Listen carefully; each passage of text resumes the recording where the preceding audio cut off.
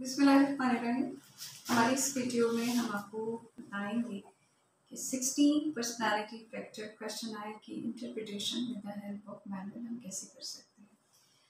इसका जो एक सेट है उसमें आपको मुख्तलिफ तरह की बुकलेट्स मिलेंगी, फॉर्म्स मिलेंगे। तो पहले मैं आपको एक्सप्लेन कर दूँ कि वो फॉर्म्स क्या हैं।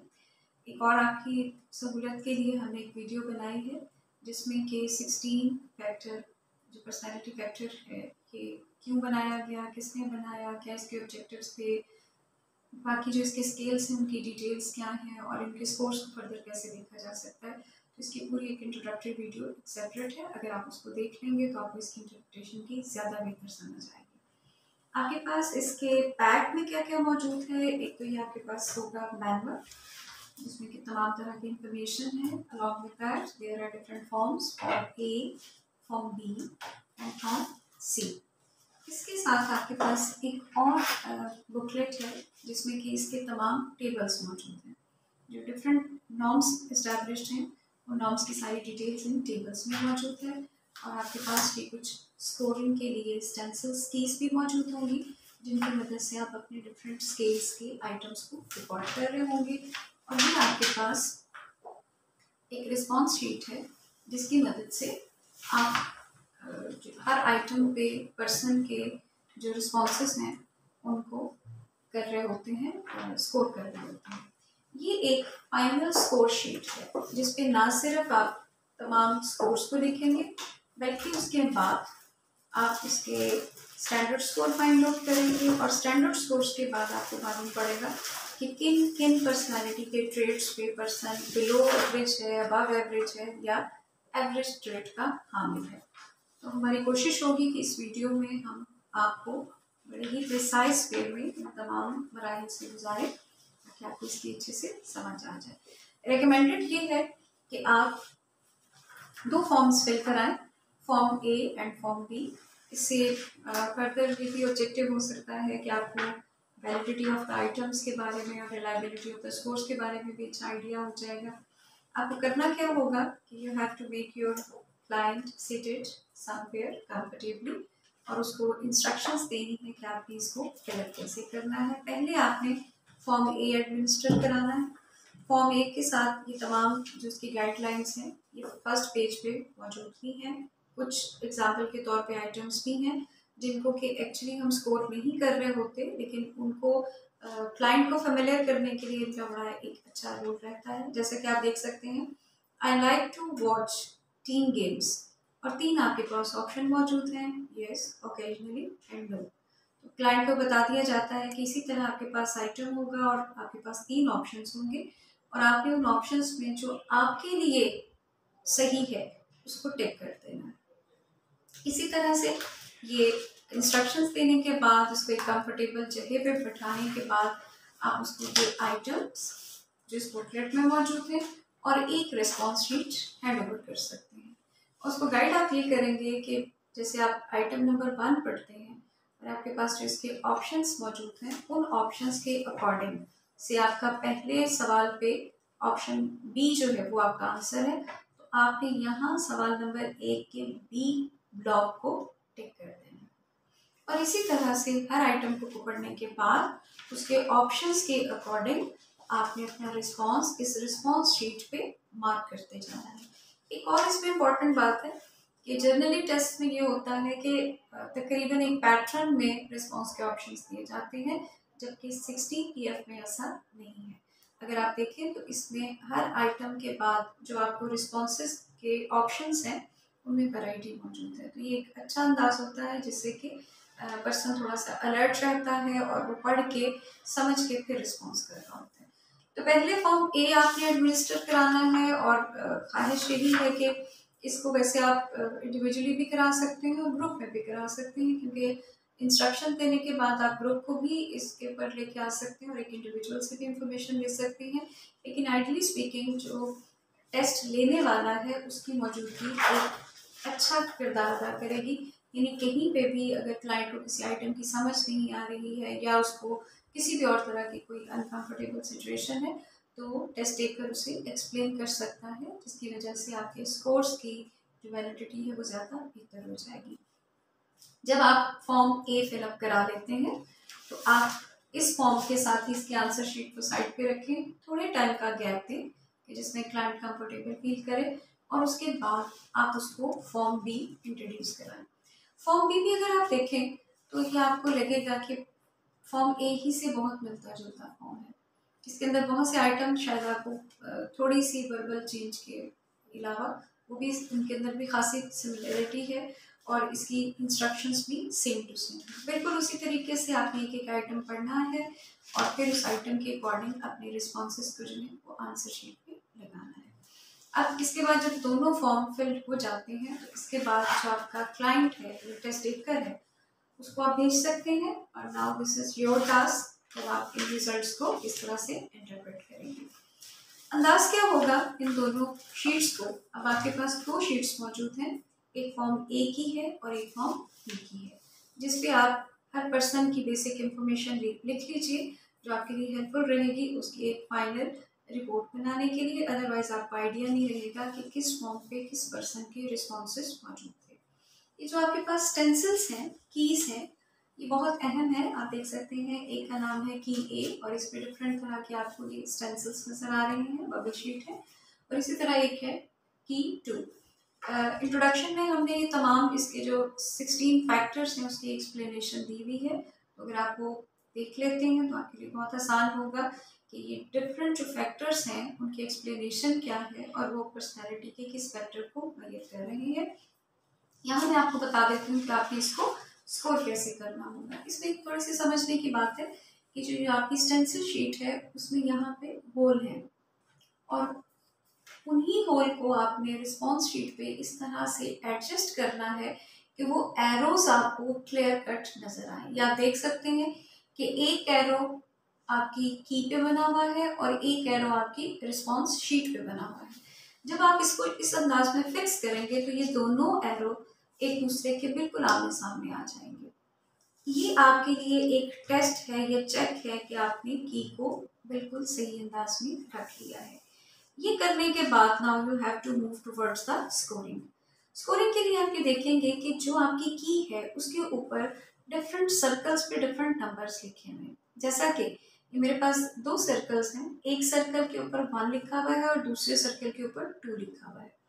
अगर आप इस पे फिक्स कर लेते हैं और जो आपके क्लाइंट ने जिस आइटम को टिक किया है वो आपको सर्कल उस सर्कल में से नजर आता है जिसपे 1 लिखा हुआ है, तो आप इस आइटम पे अपने क्लाइंट को 1 स्कोर दे देंगे। और अगर आपको उस सर्कल में से टिक का निशान नजर आता है जिसपे 2 लिखा हुआ है, तो आपने अपने क्लाइंट को इस आइटम पे 2 स्कोर दे देना है। इसी अकॉर्डेंस में आपने देखना है कि किन आइटम्स पे उसको 1 मिल रहा है, किन पे उसको 2 मिल रहा है। उनको कैलकुलेट करने के बाद आपने उस सब स्केल के आगे उसका टोटल लिख लेना है। जैसे कि मैं देख सकती हूँ कि मेरे पास पहले स्केल पे उसका 8 टोटल आ गया है। इसी तरह से सो ऑन मैं बाकी भी तमाम आइटम्स को इस तरह चेक कर लूँगी। ये मैं अपने फॉर्म ए की स्कोरिंग कर रही हूँ और जो फर्स्ट शीट है उसके बेसिस पे मैंने स्कोर्स लिख लिए हैं। अब मैंने सेकंड की इसके ऊपर रखनी है, जो सेकंड मेरा स्टेंसिल है। बिल्कुल उसी तरह से एरोस के साथ मैच करके बिल्कुल उसी तरह से आपने इसको रख लेना है। और now you have to start again. बिल्कुल उसी तरह इंस्ट्रक्शंस हैं कि जिन होल्स में आपको अपने रिस्पॉन्सेस टिक नजर आते हैं आप उसी के ऊपर देख लीजिए कि नंबर क्या लिखा हुआ है। अगर नंबर 1 लिखा हुआ है तो उसको 1 स्कोर दे दें, अगर 2 लिखा हुआ है तो उसको 2 स्कोर दे दें, और उसी को आपस में काउंट करें तो आपके पास इस एक स्पेसिफिक सब स्केल का टोटल रॉ स्कोर आ जाएगा। या देख सकते हैं क्योंकि इसमें 16 फैक्टर्स हैं तो हमें हर की पे 8-8 स्केल्स नजर आ रहे हैं। इस अंदाज में मैंने जो मेरा पहला फॉर्म था, फॉर्म ए, उसकी स्कोरिंग कर ली और उसके कॉरस्पॉन्डिंग तमाम उसके सब स्केल्स को काउंट डाउन करके लिख लिया। अभी बिल्कुल इसी तरह से मुझे बी फॉर्म को भी स्कोर करना है, पहले की 1 के साथ और फिर की 2 के साथ, और इसी तरह बिल्कुल सेम टू सेम इंस्ट्रक्शंस है और इसी तरह हम उन दोनों के वैल्यूज ले लेंगे। जब आप रॉ फॉर्म में इन शीट्स को फिलअप कर लेते हैं तो अब इसके बाद जो आपका अगला स्टेप है वो दरअसल है कि आपने उनकी बेसिक प्रोफाइलिंग कैसे करनी है। जो मेन आपने उसके जो डिफरेंट ट्रेड्स हैं उसके ऊपर आपने इंडिकेट करना है कि आपका पर्सन कहाँ पे खड़ा हुआ है। जैसे कि आप देखें कि इसमें मेरे पास कुछ मैंने ऐड कर लिए हैं फॉर्म ए के, और इसी तरह से मैं आपके सामने ही फॉर्म बी के भी कुछ आइटम्स को ऐड कर लेती हूँ। ये मैंने कुछ सब स्केल्स के आइटम्स को ऐड कर लिया है ताकि इन्हीं की बेसिस पे हम फर्दर जो है वो इंटरप्रिटेशन कर सकें। अच्छा, अब आपको करना क्या है कि यहाँ फॉर्म ए और फॉर्म बी दोनों के स्कोर्स को ऐड कर लेंगे, लेकिन इंटरप्रिटेशन के लिए आप इनमें से किसी भी एक फॉर्म को यूज़ करेंगे। दोनों फॉर्म्स को आपने नहीं यूज़ करना और ना ही दोनों फॉर्म्स का टोटल यूज़ करना है। अब आपको करना क्या होगा कि जो आपके पास ये एक मौजूद था टेबुलर फॉर्म का हमारे पास बुकलेट मौजूद थी, अब आपको इसे कंसल्ट करना होगा क्योंकि ये वेस्टर्न डेवलप स्केल्स हैं और इसके अंदर नॉर्म्स भी जो हैं वो वेस्टर्न कंट्रीज की ही हैं। लेकिन आप किसी हद तक देख सकते हैं कि in comparison to your score you can see कि आप उन नॉर्म्स में कहाँ खड़े हुए हैं।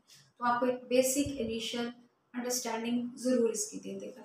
अब आप इसमें देख सकते हैं कि मेरे पास जो क्लाइंट था एक्चुअली ही वाज मेल, और उसके कॉरस्पॉन्डिंग मेरे पास जो गाइडलाइंस मौजूद हैं वो कॉलेज स्टूडेंट मेल था, इसीलिए मुझे ये टेबल नंबर 1 ही यूज़ करना होगा। बहुत आसान है इसको कंसल्ट करना। आप देख सकते हैं कि ये आपके पास रॉ स्कोर्स मौजूद हैं और हर रॉ स्कोर के कॉरस्पॉन्डिंग कॉलम्स में आपके पास इनके सब स्केल्स के ऊपर जो है वो टेबुलेटेड या नॉर्म्स के स्टेटमेंट्स मौजूद हैं। यानी नॉर्म्स के पॉइंट ऑफ व्यू से इनके स्टैंडर्ड स्कोर्स क्या है वो आपके पास रॉ स्कोर के अगेंस्ट हर सब फैक्टर या सब स्केल के मौजूद हैं। आप देख सकते हैं कि पहला जो अगर हम कंसिडर करते हैं कि ए के लिए फॉर्म ए पे आपके पास रॉ स्कोर था 8। अब हम देखेंगे कि 8 के कॉरस्पॉन्डिंग हमारे पास क्या वैल्यू आती है। तो 8 के अकॉर्डिंग हम अगर देखें तो हमारे पास 5 आता है। इसका मतलब है कि स्टैंडर्ड स्कोर आपके पास 5 आ गया। दूसरा बी पे आपका रॉ स्कोर कितना था 6, और अगर आप 6 को देखते हैं फॉरवर्ड बी स्केल पे तो अब आपके पास आएगा 3। तो आप यहाँ पे इसको मार्क कर लीजिए।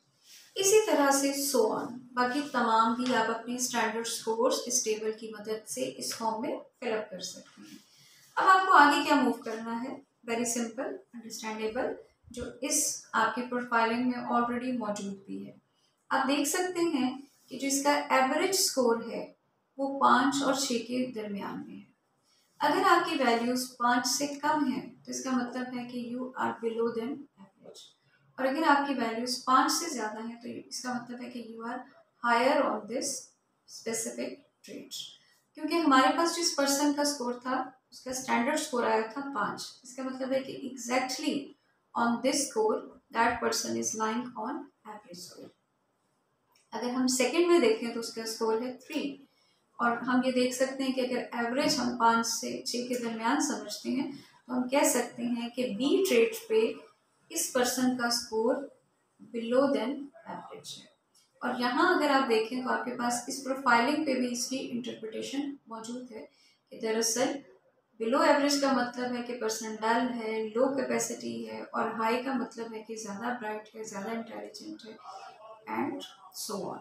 इस तरह से आप अपने तमाम स्केल्स के ऊपर उनके स्टैंडर्ड स्कोर के पॉइंट ऑफ व्यू से फाइंड आउट कर सकते हैं कि वो एवरेज से कितना डिविएट कर रहे हैं, अपवर्ड या डाउनवर्ड, और उसकी इंटरप्रिटेशन क्या होगी। जब आप इसकी एक ओवरऑल शक्ल निकालेंगे इंटरप्रिटेशन की तो वो कुछ इस तरह से होगी कि जो इसके 16 सब स्केल्स हैं उन तमाम पे एक पर्सन ने क्या स्कोर किया है, स्टैंडर्ड स्कोर उसका क्या आया है, और उसके स्टैंडर्ड स्कोर के पॉइंट ऑफ व्यू से उसकी क्या इंटरप्रिटेशन बन रही है कि वो बिलो एवरेज है या अबव एवरेज है, और उसके पॉइंट ऑफ व्यू से उसमें कौन सी ट्रेड्स आपके सामने आती हैं।